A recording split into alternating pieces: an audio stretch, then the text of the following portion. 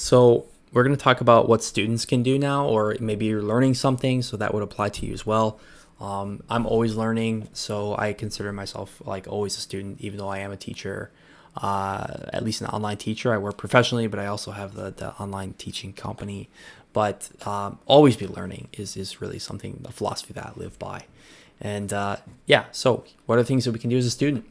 I mean, this is a huge, again, ethical question, sort of a society's going to break sort of thing. It's like students can write an entire essay now with this tool and not know anything about the topic. So we run the risk. The downside of this AI is people don't do the work. They don't do the hard work of learning things. Maybe the nature of learning itself will change because you don't need to know every single piece of information, similar to how Google kind of changed that with the world. But things to think about, the ethical concerns or whatever around that. It's very complicated. But here's what we can do. Main technological challenges. Between the Germans had World War II. I think I said that one earlier. This one's really interesting.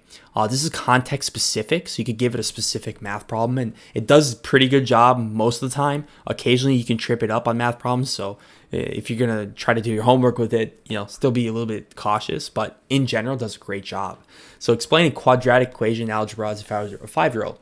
Explain all the steps along the way. I really wrote this specifically to show you guys because I actually played with this already.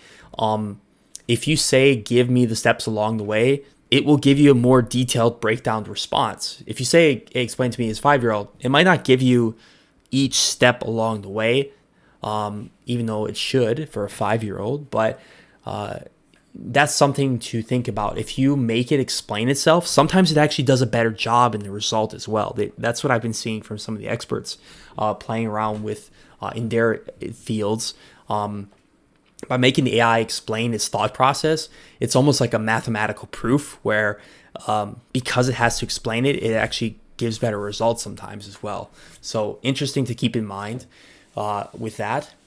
So other things you could do, create flashcards. Remember, you can take multiple data points and compare them to each other. So if you have something you're trying to memorize, you can paste all your words into there and yeah, make your flashcard pairing. Whatever, you could do English and French words or write a paragraph, Civil War and World War II. Wouldn't recommend claiming that as your own, but maybe it gets your brain thinking a little bit in terms of what you could write. So here's a flashcard example. Hey, 25 flashcards, English words and French. And maybe you're someone who's trying to, make some passive income. Here's your business idea. AI generate your pictures, do your flashcards, sell your flashcard pack, start a company that does translation, and now you have a business. So yeah, interesting things we can do here. We'll go on to the teachers next and to expand to that.